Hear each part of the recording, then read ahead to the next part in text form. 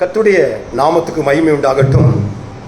இன்று இயேசு கிறிஸ்து உயிர்த்தெழுந்த இந்த நாளிலே உயிர்த்தெழுந்த வல்லமையோடு அவர் உங்களோடு இப்படி இடைப்பட விரும்புகிறார். ஆமென் சொல்லுமா? பாருங்கள், அங்கே என்ன நடந்தது என்று பார்க்கும்போது மத்தேயு 28ஆம் அதிகாரம் வாசிங்க. 1-2.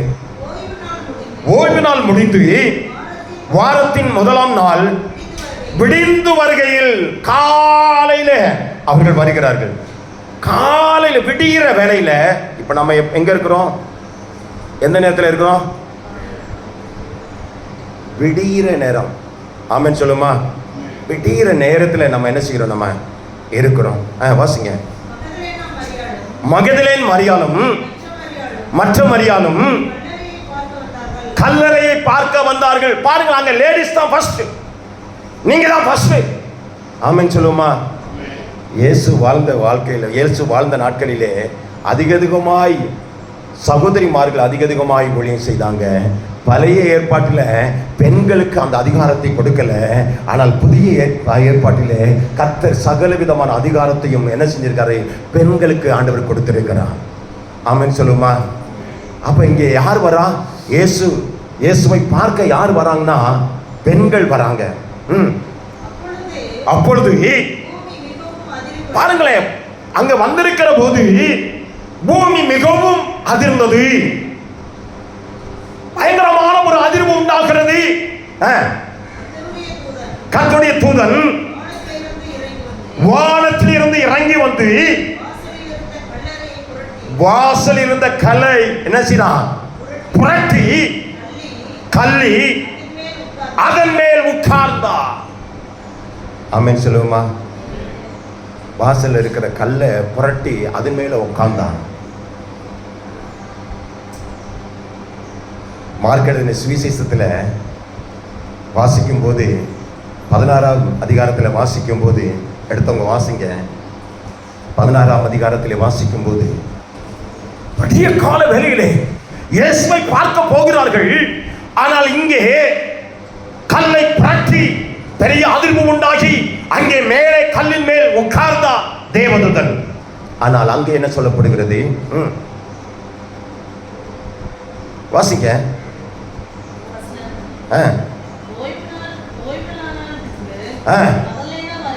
மகதலேன் மரியாளும் பாருங்களேன், தாயாகிய மரியாளும் அவருக்கு சுகந்த வர்க்கம் இடும்படியாக வாங்கிக் கொண்டு வாரத்தின் முதலாம் நாள் அதிகாலையிலே சூரியன் உதயமாகிற வேளையிலே கல்லறையிலே வந்து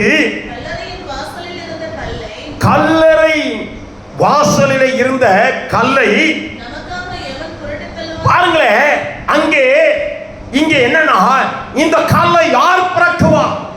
இயேசுவை பார்க்க முடியாதபடிக்கு தடை செய்யப்பட்டிருக்கிற அந்த கல்லை புரட்டி அதற்கு அப்புறம் தான் இயேசுவை பார்க்க முடியும். இந்த கல்லை யார் புரட்டுவா என்ற கேள்வி அங்கே வந்தது. ஆமென் சொல்லுமா? இங்கே ஆண்டவருக்கும் அவர்களுக்கும் இடையிலே ஒரு கல் தடையாக இருந்தது. நமக்கும் ஆண்டவருக்கும் இடையிலே ஒரு தடைகள் அது மறைக்கப்பட்டிருக்கிறது. அதை புரட்ட வேண்டும். யார் புரட்டுவா? மரியாள் சொல்லுகிறார். யார் புரட்ட முடியும் இந்த தடைகள்? வேதம் சொல்கிறது, மீகா 2:13 சொல்கிறது, தடைகளை நீக்கி போடுகிறவர் அவர்களுக்கு முன்பாக கடந்து செல்வா. தடைகளை நீக்கி போடுகிற தேவன் கடந்து செல்ல வேண்டும். ஏன்னா பயங்கரமான பெரிய கல், அது யாராலும் அசைக்க முடியாது. அப்படிப்பட்ட கல்லை யார் புரட்டுவா? ஆமென் சொல்லுமா?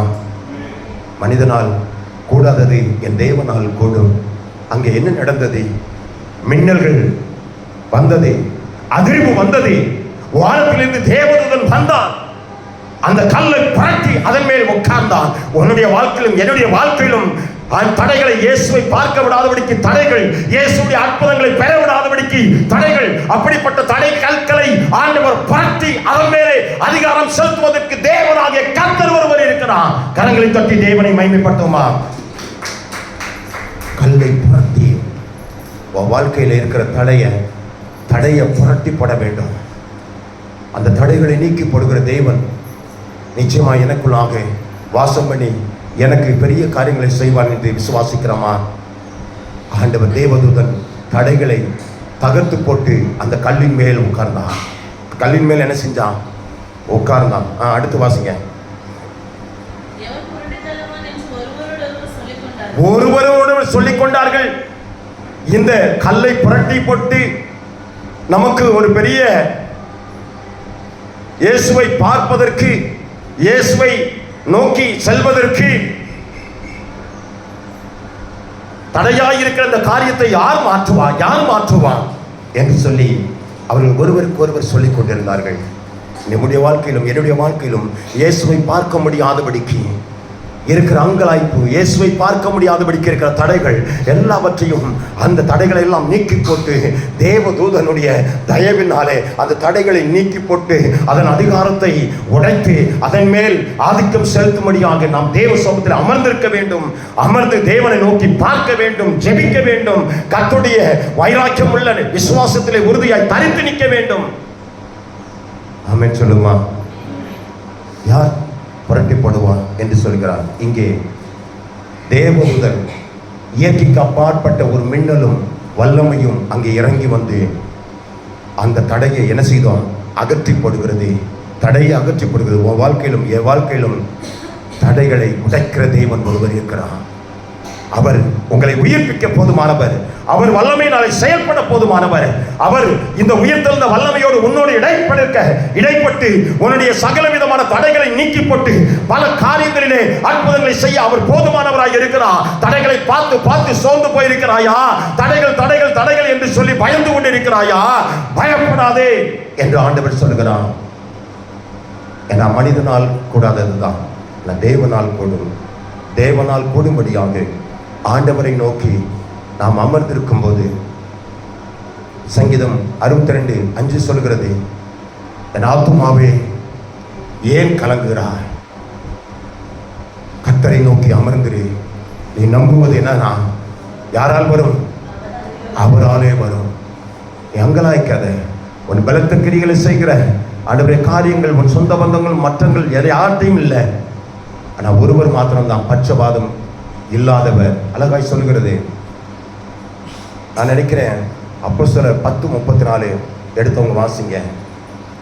பாருங்களேன், எந்த ஜாதிக்குள்ளாக, எந்த ஜனத்துக்குள்ளாக பட்சபாதம் இல்லாமல் நடத்துகிற ஒரே ஒரு ஆண்டவர் இயேசு ஒருவர் தான்.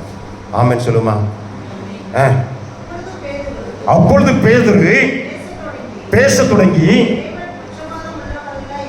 தேவன் பட்சபாதம் உள்ளவர் அல்ல என்றும்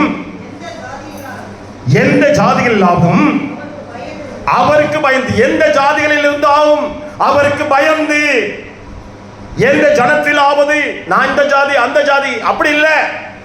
அல்லேலூயா. தேவனுக்கு பயந்தவர்கள் தான் இங்க முக்கியம். ஆமென் சொல்லுமா?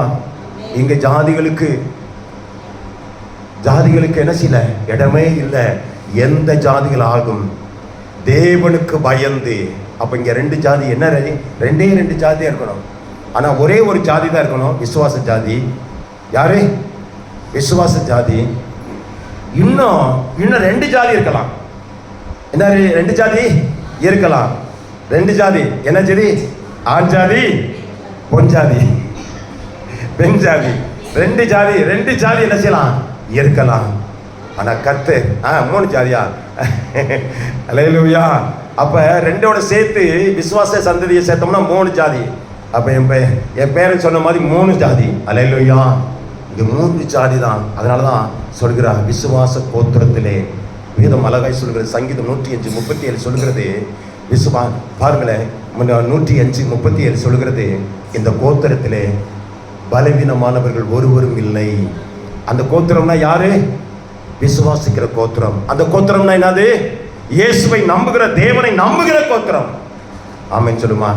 எந்த ஜனத்திலேயாவது, எந்த ஜாதியில் இருக்கிறாவது காணப்படாத ஒரு அற்புதங்களை கர்த்தர் செய்கிற தேவன். அல்லேலூயா. அவர் பட்சபாதம் உள்ளவர் அல்ல. பட்சபாதம் உள்ளவர் அல்ல. எந்த ஜாதி இடத்துல, அந்த எந்த ஜனத்தில் இருந்தாலும் அவர் கிரியை செய்கிறதுக்கு அவர் போதுமானவராய் இருக்கிறார். கர்த்தாவே, இந்த உயிர்த்தெழுந்த வல்லமையோடு ஆண்டவரே ஸ்தோத்திரம், உடைய பிள்ளைகளோடு இடைப்படுங்க. இந்த தியானத்தின் ஆண்டவர் பகுதிகளிலே எனக்கு உயிர்த்தெழுந்த வல்லமை நம்முடைய பிள்ளைகளுடைய வாழ்க்கையிலே ஆண்டவரை உயிர்ப்பிக்கட்டும். ஆண்டவரே, மரணத்தை ஜெயித்த இயேசு கிறிஸ்துவின் வல்லமையுள்ள நாமத்தினாலே ஒவ்வொரு பலவீனத்தையும் நீக்கி ஆண்டவரே சமாதானம் ஆசீர்வாதமும் உடைய பிள்ளைகளை தொடர்ந்து கொள்ள கிருபிச்சீங்க. இயேசுவின் நாமத்தில் ஆமேன், ஆமேன், ஆமேன். அல்லேலூயா.